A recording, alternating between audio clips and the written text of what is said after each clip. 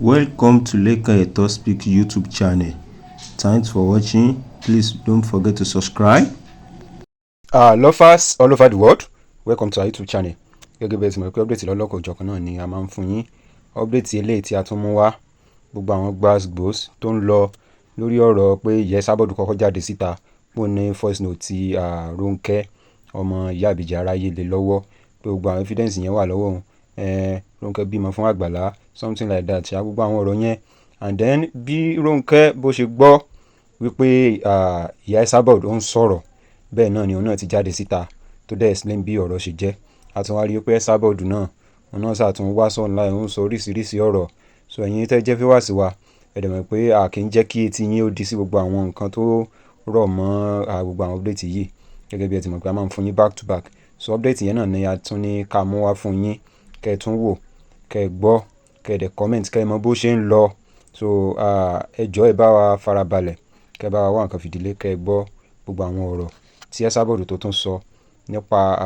Àgbàlá Gabriel àti Ronke. So ẹ ṣe gan ni. wọ́n ti interview wa ó ní 3 years tí Àgbàlá Gabriel ti wá sí ilé yín ni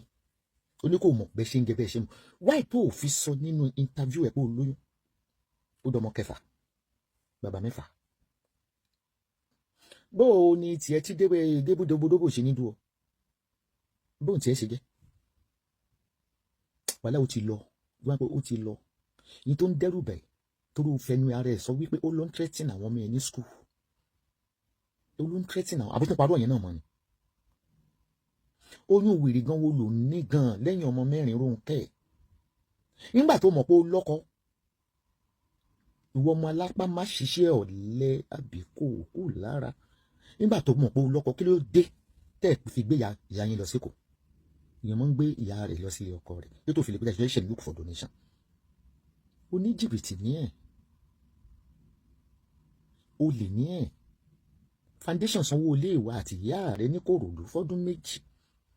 kódà wọ́n ṣí ṣọ́ọ̀bù fún yín wọ́n gbé tí fèsì àwọn ìkú pẹ̀ ẹ gbọ́ pé wọ́n ń kọ́lé ẹ̀dùnmínú àgbà náà ìwọ máa ṣàgbékú ni wọ́n lọ́lẹ̀ ní òṣìṣẹ́ kankan tó tó ní ebi ń pa yín nínú Àgbàlá Gabriel tó ti kọ́lé fún ẹ tó tún yẹ kó o dókó kó o lóyún tẹ́yìn débi ń pa ń dókó ọmọ Àgbàlá kan pọ̀ nígboro ni ọmọ ọlọ́mọge rìn lọ́wọ́ kó bímọ fún mi ni ó ga jù. bó o ṣe ṣáká sọ pé ń bá Àgbàlá dóbodóbò jẹ ni ó lé bí ń pa yín o ọdún kẹta tó ti fún yín lówó nìyí o ó ní kódà ṣọ́ọ̀bù tó ṣí fún yín gbogbo oúnjẹ tó rà ti expire ó tún bí ẹ má bí ẹ léèrè ó ní ebi ń pa yín onínú aginjù ló kọ́lé sí i fún yín ọ̀dẹ̀ta aládùúgbò ó ní ṣé bàbá ọdẹ ló fún wọn lóyún ni ó sọ wípé ó lọ sékòó ó sọ pé wọ́n tún wá ń dún ẹ mọ́ nílé níbi tẹ́bí ti ń pa yín òrìkó ní ọ̀rọ̀ ni ọ́. mo sọ pé mi kí Folúkẹ́ dára mọ́lá tó bá gbé charity mi wà mo lè bá dá sí kí n ṣe tiẹ̀ kí n ṣe tiẹ̀ you are nothing more than 419. bó o tẹ̀ ṣe describe pé tọ́kọ́lé fún yín ó ní inú aginjù báà láti fẹ́ bí ìpèdè Dẹ́mọ́lá dóbodóbò kọ́ ló fún ẹ lóyún gbogbo nǹkan tó sọ pátápátá zero ó nínú aginjù nígbà tẹ́mi gan rí fídíò yẹn tí mo ráwọn àdúgbò yẹn mo ní oníwà táwọn ẹyẹ ẹlẹjọ ń sọ̀rọ̀ bẹ́ẹ̀ rẹ ni bá sọ̀rọ̀ ṣọ́ọ̀bù wà ń bẹ gbogbo ẹ̀ wà ń bẹ ó fèlè níbẹ̀ yẹn number 1 ó fèlè níbẹ̀ number 2 ó lé ẹ̀rọ mi owó ra omi ó lé bí ń pa yín aṣọ gbóyún sínú ṣé ẹni kí ló tó ń bímọ sínú ìpọ́njú mẹ́rin bàbá mẹ́rin tó kọ́kọ́ bí tó tún yẹ kó o lóyún sínú gẹ́gẹ́ bá bí ẹ léèrè owó wo ló fi lọ fún antenatal tó sọ pé ẹ lówó lọ́wọ́ kò yẹ kó fún ẹ ní kọ́bọ̀mọ̀ lórí social media wà àti ìyá ẹ hospital ló ṣàmà bímọ sí ta ló fún ẹ ní owó tó fi ń ṣe antenatal torí ó jẹ́ ká mọ̀ wípé oníṣíṣe rárá ẹlẹ́ẹ̀lówó rárá pé bí ń pa yín mọ́nú oko aláboyún gbóyún fóṣù 9 o rẹ́gísítà lọ́sípítù ibo ló ti rówó tó fi rẹ́gísítà má sọ pé ọkùnrin kan tó wà lẹ́kọ̀ọ́ ló fún ẹ lóyún torí ò sọ nínú interview ẹ̀ pé olọ́kùnrin kankan bẹ́ẹ̀ ni ò sọ nínú interview ẹ̀ wípé ó rí pé ó dójú ti Iyaibeji yíyan mọ́ ń lóyún sínú ìṣẹ́ ni tá a bá bẹ́ràn wí ẹ̀gẹ́ abẹ́ràn òótọ́ ni ìyẹn kọ́ lẹ́ni ilé ó lé bí ń pa yín ó láti gé àti mú kódà ẹ máa ń pe àwọn èèyàn kiri ìkíni Folúkẹ́ yìí pé kán sẹ́ńdì owó látẹ̀kọ̀ pé Gabriel ń fi ebi pẹ́ tó tún yẹ kó o lóyún sínú ebi owó wo ló fi lọ tó hospital àbíṣọ́pàdé Ọ̀yọ́ ló máa bímọ sí bó ta ló sanwó hospital tó tún yẹ kó lóyún ẹ wá ń sọ wípé tó mọ ibi tí ọ̀rọ̀ yín ti kọ́kọ́ sú mi ẹ mọ ibi tí ọ̀rọ̀ yín ti kọ́kọ́ sú mi gbogbo èèyàn sí foundation mi tó ń ṣe ìyá ẹ̀ kúrò dẹ̀ ẹlẹ́yàn 10 ló ń gbé bẹ́ẹ̀ wàhálà èmi gan sà fún yín even gan Gabriel tí yóò fún yín níwèé ilé ká lè má tilẹ̀ yín jáde ẹnìkan mú ni mo fẹ́ help mo dey expect pé kékeré ara ẹ̀yọ kan wà lọ́dọ̀ ẹ wá ní 10 lẹ́ ń gbé bẹ́ẹ̀ ṣéyàn 10 ni ó wà nínú ẹ̀gbọ́n yẹn kan tó kú ó dọmọ 4 lẹ̀ gbogbo àwọn yẹn ti dàgbà kí lè tẹ́ fi kó wọn kó lè kọ́ gbogbo àwọn yẹn ti dàgbà ní àkọ́bí ọmọ Arayele kí tẹ́ fi wá wà jọ síbàdàn oníyẹn kọ́ ọmọ 4 lẹ̀ oníwọ̀ bímọ 4 ó jẹ́ 8 ó ní àwọn méjì kan náà ó ti di 11 pẹ̀lú ọwọ́ ẹ̀. bàbá sọ wípé Gabriel ń kówó charity jẹ ṣéyàn 11 ni ó mọ bọ́ nínú ilé ni adójútì ní ọmọ tí ń kú níjọ́ súnà tí Folúkẹ́ Dáramọ́lá ò bá jáwọ́ lórí ọ̀rọ̀ yín ó máa gba national disgrace torí ẹ máa disappoint a second time. olóhùn béèrè ìwé ilé bàbá àwọn ọmọ ẹ ṣúra lẹ̀ ìwọ mọ̀ bẹ́ẹ̀ lókù èlé kò tán sọ wọn ilé flat ọdún 2 fún yín wọ́n ní wọ́n gbé márúwá fún ẹ márúwó bàjẹ́ wọ́n ní right off ni right off nígbà tó mu tí yó nìbàdàn wọ́n ló fi lásìrẹ́ǹtì. ìwé ilé wo ó dà ká ní mo bá kọ́ ilé yẹn kálé mi ni tí mo ti kọ́ ilé yẹn lórúkọ yín wà lẹ́yìn mi fún ọ níwèé ní àfàtì pé wọ́n ti fi yín sí kòròdú wọ́n ti rẹ́ǹtì ilé ẹ ti ní ṣọ́ọ̀bù ẹ ti ń tajà ẹ ti ń ṣe gbogbo ẹ̀ wọ́n tún gbé márúwá fún ẹ nígbà Démọ́lá gbà yín ibi Folúkẹ́ lẹ bàjẹ́ pé kò ṣe nǹkan kan ọtí bá sí yẹn ṣe wà jáde pé màmá kó dáhùn ra márúwá pé kó máa fi ṣiṣẹ́ nígbà táwọn gba ṣọ́ọ̀bù tán ní ìlè pé yẹ́ ẹ ló lè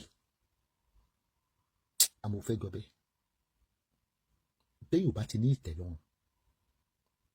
Ìbàdàn tó wá mú ẹ lọ ẹ wá di BRT bó ṣe lọ ló ṣe bọ̀ ọwọ́ àwẹ̀ yín wá dòfò ilé tẹ́ ẹ lé lọ ẹ̀rí gbà ṣọ́ọ̀bù ẹ̀rí gbà mọ́tò ẹ̀rí gbà ó tún lọ olóyún nínú ìpọ́njú fún mi lẹ́fídẹ́ǹsì pé ṣé o pé jẹ́ka interview sọ pé ó lọ́mọ kókó lọ́wọ́ làmì ìpọ́nmọ́ yẹn wà bí 4 months ó sọ pé ó lọ́mọ lọ́wọ́ ẹ má dàkọ́ bọ̀ fún ìdílé Iyaibeji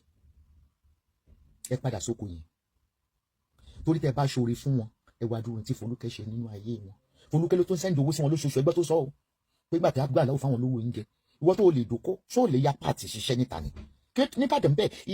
ìsọ alámọ̀là kún bẹ́ẹ̀ kéètò lọmọ ṣọmọdọ̀ alámọ̀là kó máa fún yẹ ní gígẹ múmu ẹ kú sanwó ilé ibi tẹ́ ẹ wà ta ni bàbá bébì Ronke wọ́n wá fún ẹ ní 1 million mọ́ 1 million náà ni wọ́n lè wá máa parọ́ ọ̀rọ̀ tó sọ́gun òráìn kò make sense. ǹjẹ́ ó sọ nínú tàbí pé ó lọ́mọ oṣù 4 lọ́wọ́ kó tó di pé ó jábọ́ nínú voice note mo pè pé ọdún 4 lẹ́tì àbọ̀dún 3 lẹ́tì wà ní àgbàlá dání kì í róbò kì í rú ìsójú ṣó kí n sórí fún ọ kí n dúró ni ó lè fi gbogbo àwọn ọmọ ẹ ṣe pé Àgbàlá Gabriel kò tí kó bọ ní òbò rẹ bíbẹ́ kọ́ lọ dáhùn ẹ ó fi àwọn ọmọ rẹ ṣe pé. àrùn tàgbàlá níyẹn kì í róbò bẹ́ẹ̀ àti ẹ̀gbọ́n bá rí wa face to face bóyá pàdé London ebi gò lè escape òdòbodòbò ọmọ mi amúsàn ibi ìwọ ló sọ pé oko rẹ̀ kéré àbí spíkà wo ló pè sórí TikTok òun yẹn fẹ́ jó ohun ẹ̀ òdòbodòbò ọwọ́ mẹ́wàá fẹ́ nǹkan Démọ́lá amúsàn ọmọ mi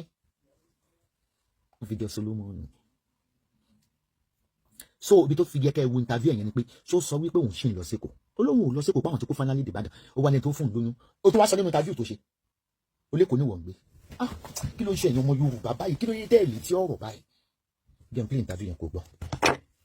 ó ní Èkó lóhùn gbé mo rí tọmọ wa kan gbé àmì ìbọn ó ní sọ́ọ̀sì lọ́dọ̀ Iyaibeji ló ń sọ fún wa yẹn ọmọ Arayele olórí ibú lọmọ Ronke yìí o ìlérí ibú pàtàkì ó ní oògùn Ìbàdàn Èkó ló ń gbé wọ́n sọ pé ẹ̀ lómi ebi ń pa yín sí Ìbàdàn pa ní òun gbé fún ní tàbí ẹ̀ mú máa ṣe ẹ̀ kàn lọ gbọ́ why you deceiving us. lovers ọ̀rọ̀ náà ni ẹ ti gbọ́ tí Esabodu tó ti sọ yẹn so yín tẹ́ bá jẹ́ fíwáàsì wa tẹ́ ṣe ń darapọ̀ mọ́ wa ẹ jọ̀ọ́ ẹ bá wa subscribe kẹ́ ẹ dẹ̀ make sure wípé tan notification bell yín so that anytime tá bá ti drop new video ẹ máa lè rí notification ẹ máa bá wa comment ẹ máa bá wa like ẹ máa bá wa share so I appreciate the support yín so we love you all thanks for watching.